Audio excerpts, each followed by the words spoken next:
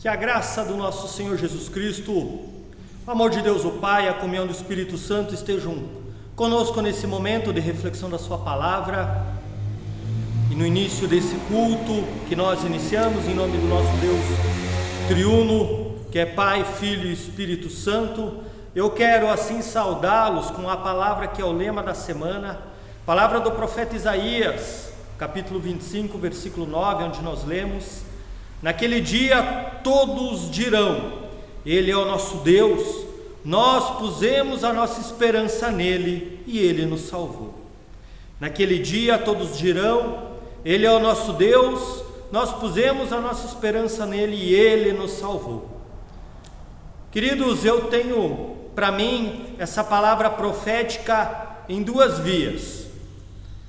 Ao longo da minha vida terrena, ao longo dos meus dias, das minhas semanas, dos meus meses, dos meus anos, em que eu vivo a minha vida nessa certeza de que, de forma especial nos momentos difíceis, eu posso colocar a minha esperança em Deus. Eu posso crer que Deus está no comando de toda e qualquer situação, na certeza que Ele irá me livrar, me salvar. Mas eu também coloque essa esperança além dessa vida, olhando para a eternidade, olhando para a ressurreição, para a vinda de Jesus. Por isso nós somos chamados a colocarmos a nossa esperança em Jesus Cristo. Nós somos chamados a colocarmos a nossa esperança no domingo de Páscoa, naquela manhã onde a morte foi vencida, para que assim possamos experimentar a salvação diante da morte, no dia da vinda de Jesus. Assim nós oramos. Querido amado Deus, mais uma vez nós nos achegamos na Tua presença, invocando o Teu Santo Espírito, que a Tua palavra fale em nossos corações, e assim queremos colocar toda a nossa esperança em Ti, Senhor, pois sabemos que Tu és o único que pode nos dar uma vida com propósito, uma vida com sentido. Tu és o único que pode nos dar a vitória diante da morte. Assim nós oramos, invocando o Teu Santo Espírito nesse momento de culto, e assim o fazemos em nome de Jesus. Amém.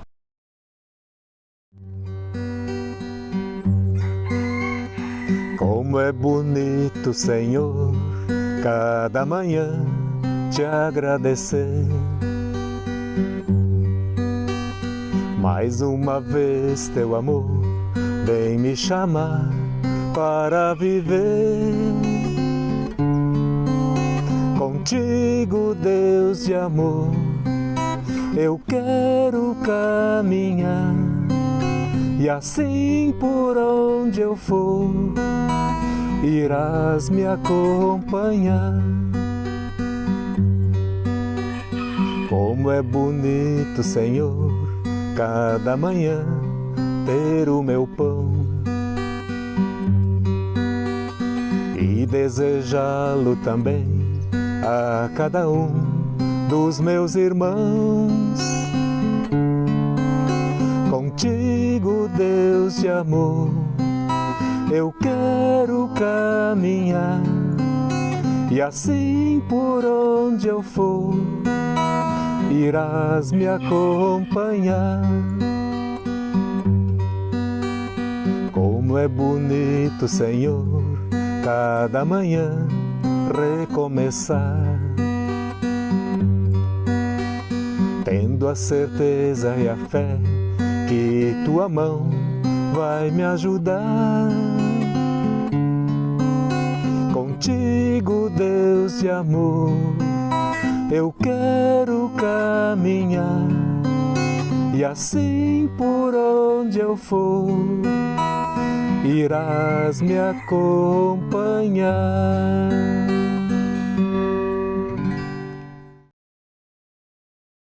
Que a graça do nosso Senhor Jesus Cristo esteja com todos nós. Amém.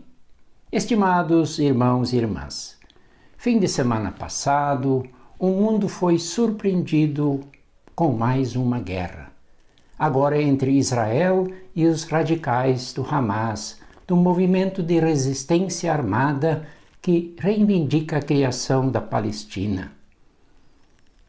Historicamente, o Estado de Israel foi criado em 1948 pela ONU, quando os judeus espalhados pelo mundo inteiro puderam retornar a Israel. Mas este território já estava ocupado pelos palestinos, um povo bem diferente, de etnia árabe, de religião muçulmana, e eles então tiveram que ceder espaço aos judeus que voltaram. Desde lá, e já antes, o conflito existe.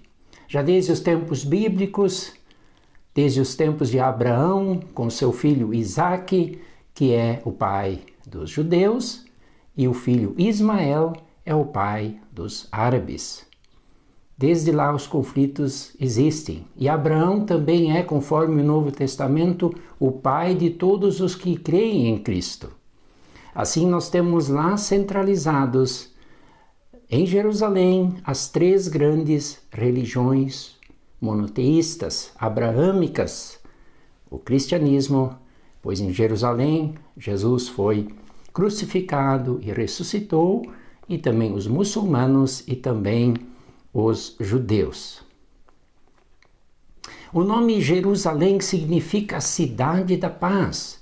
Yerushalayim, shalom em hebraico é paz, é bem-estar completo.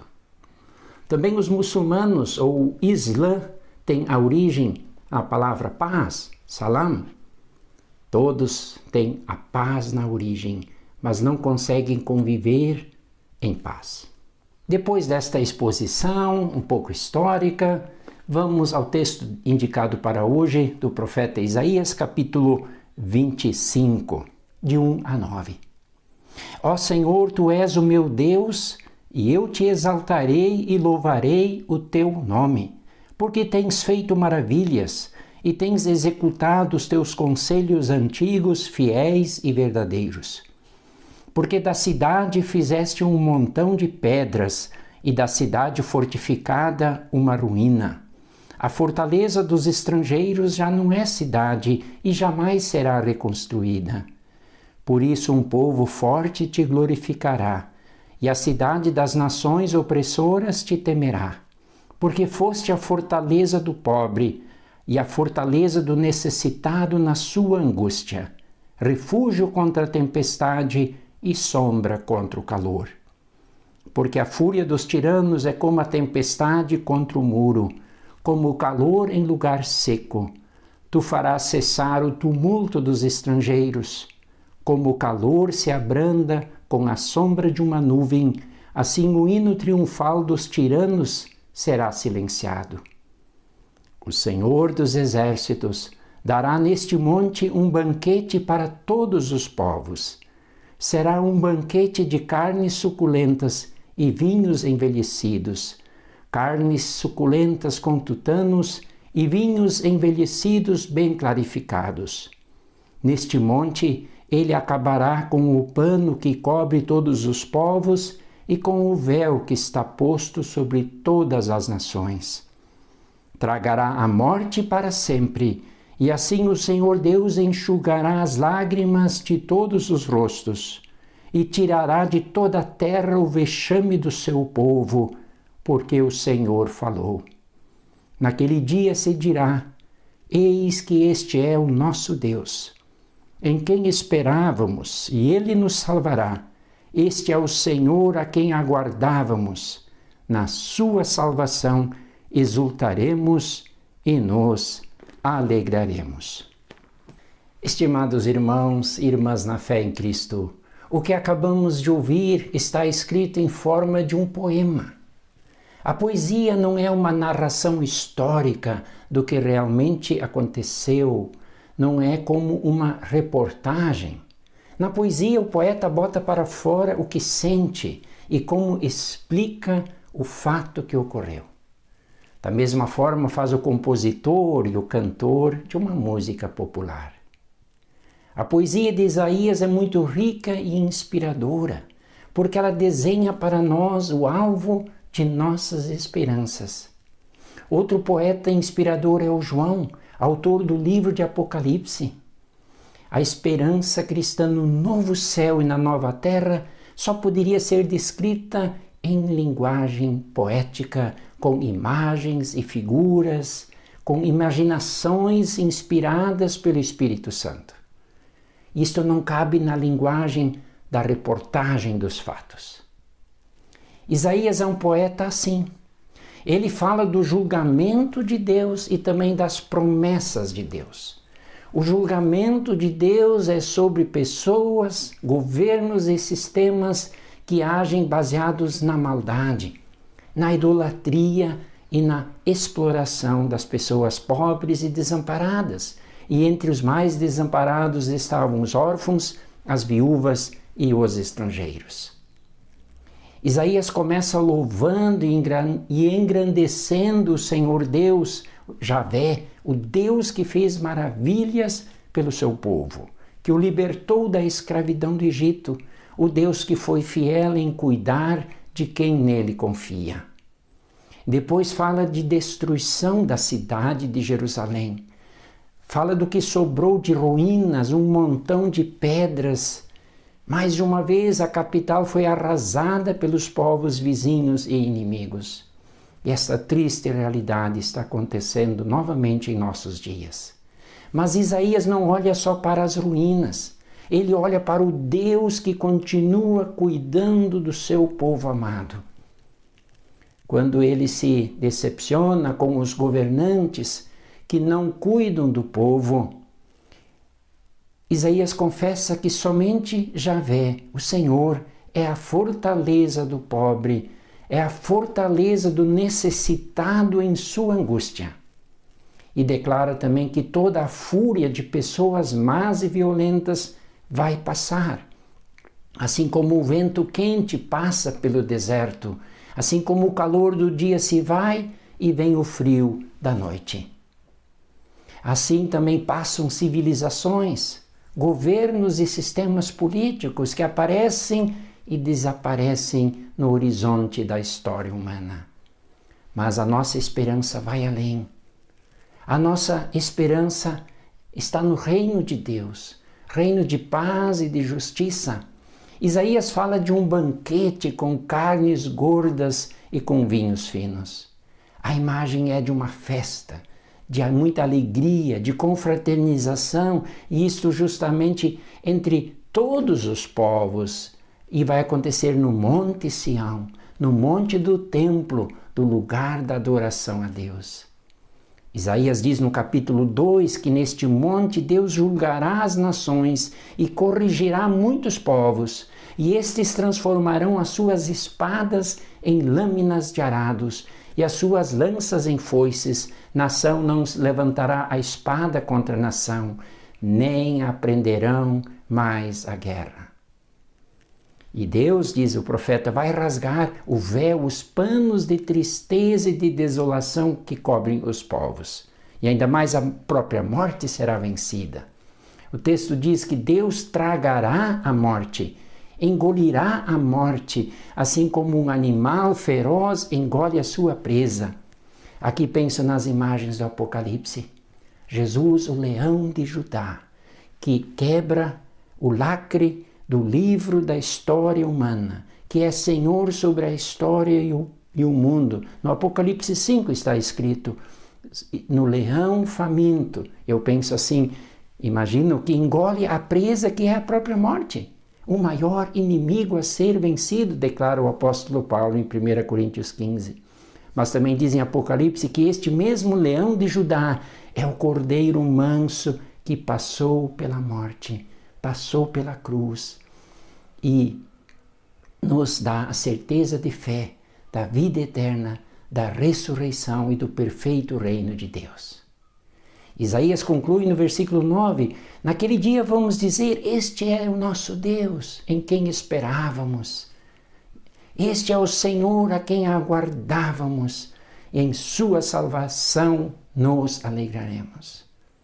No final da nossa jornada neste mundo, quem sabe, se for possível, poderemos confessar ainda, Deus foi fiel. Nele a gente esperou o tempo todo e Ele não nos decepcionou em momento algum. Pessoas humanas sim nos decepcionaram, governos nos decepcionaram e não cumpriram o que nos prometeram. A própria humanidade nos decepcionou. porque quando tinham a chance de dialogar, de fazer acordos para estabelecer e viver em paz, escolheram o caminho das armas, da violência, do radicalismo, da exploração sobre as pessoas pobres e da destruição do ambiente natural. A nossa esperança maior é o reino de Deus. Mas enquanto ele não se realiza, sejamos firmes no caminho da paz e da pacificação. Que nossas palavras, que nossas atitudes ajudem numa convivência pacífica e harmoniosa entre nós. Que Deus nos ajude nesta direção. Amém. O Credo Apostólico. Creio em Deus, Pai Todo-Poderoso, Criador do céu e da terra, e em Jesus Cristo, seu Filho unigênito, nosso Senhor, o qual foi concebido pelo Espírito Santo, nasceu da Virgem Maria, padeceu sob o poder de Pôncio Pilatos, foi crucificado, morto e sepultado, desceu ao mundo dos mortos, ressuscitou no terceiro dia, subiu ao céu e está sentado à direita de Deus, Pai Todo-Poderoso, de onde virá para julgar os vivos e os mortos. Creio no Espírito Santo, na Santa Igreja Cristã, a comunhão dos santos, na remissão dos pecados, na ressurreição do corpo e na vida eterna. Amém.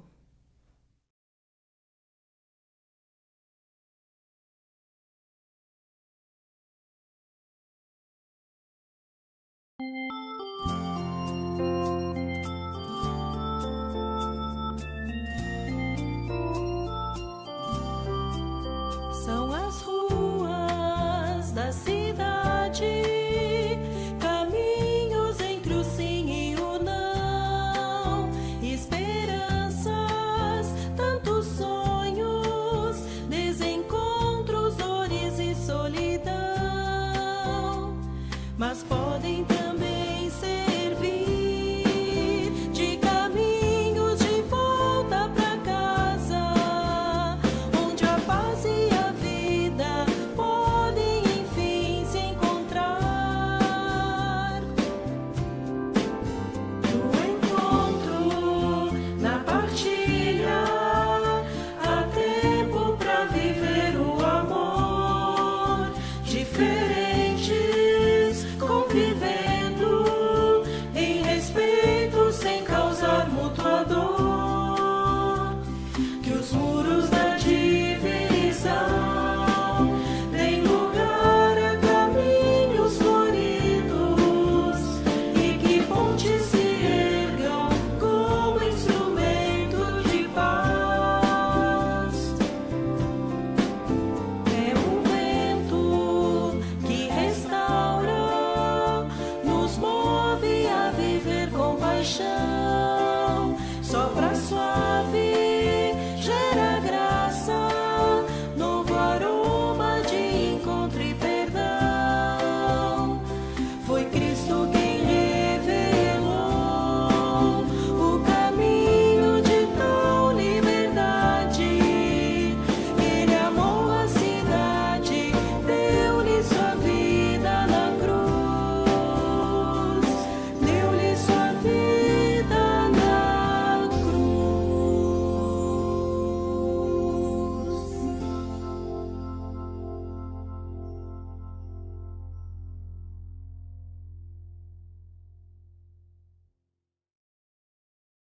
Chegamos ao final de mais um culto em vídeo da paróquia de Nova Petrópolis e nós queremos encerrar este tempo também com uma palavra de oração. Eu convido você a apresentar também diante de Deus as tuas angústias, os teus anseios. Coloque diante do Senhor, faça isso na certeza de que Deus ouve, de que Deus acolhe, de que Deus se inclina para ouvir a tua oração. Vamos orar? Senhor Deus e Pai amado, nós queremos te agradecer e te louvar pela tua palavra, palavra que nos enche de alegria, de esperança, palavra que nos remete, que nos faz olhar para a vida eterna, para essa vida plena, vida perfeitamente boa que Tu tens preparado para aqueles que em Ti creem, para aqueles que a Ti entregam as suas vidas e contigo vivem.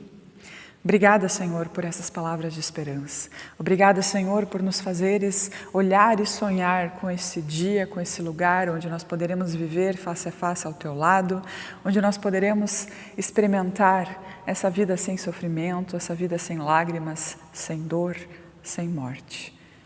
Senhor, que os nossos olhos estejam sempre voltados para a eternidade. E a Ti também, Senhor, nós queremos entregar os nossos anseios, as nossas preocupações. Tu sabes, Senhor, tudo o que trazemos dentro de nós. Tu conheces, ó Deus, o que pesa em nosso coração. Entregamos perante Ti na certeza e na confiança de que Tu és Deus que nos conhece, Deus que nos ouve, Deus que sabe exatamente o que cada um de nós precisa. Nos ajude, Senhor, a confiar também que Tu sabes o que é melhor para nós. Nos ensine a entender e também a perceber que muitas vezes a resposta não vem na hora e do jeito que nós queremos, porque Tu és Deus que conhece o nosso amanhã.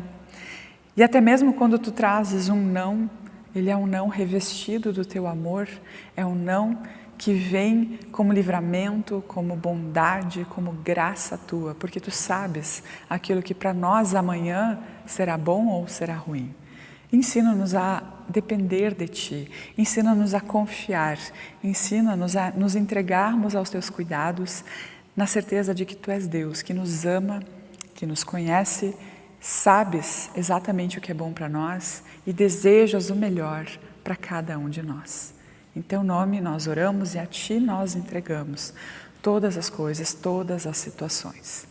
E também oramos a oração que Jesus Cristo nos ensinou, dizendo: Pai nosso que estás no céu, santificado seja o Teu nome, venha o Teu reino e seja feita a Tua vontade, assim na terra como no céu. O pão nosso de cada dia nos dá hoje e perdoa-nos as nossas dívidas, assim como nós também perdoamos aos nossos devedores. E não nos deixes cair em tentação, mas livra-nos do mal, pois Teu é o reino, o poder e a glória para sempre. Amém. E recebam também a bênção do nosso Deus. Que o Senhor te abençoe e te guarde, que o Senhor faça resplandecer o seu rosto sobre ti, que o Senhor olhe para ti com olhos de amor, de bondade e que Ele te preencha com a sua paz. Fiquem assim com a paz, com a graça do Senhor Jesus e sirvam a Ele com alegria por onde quer que vocês andarem. Amém.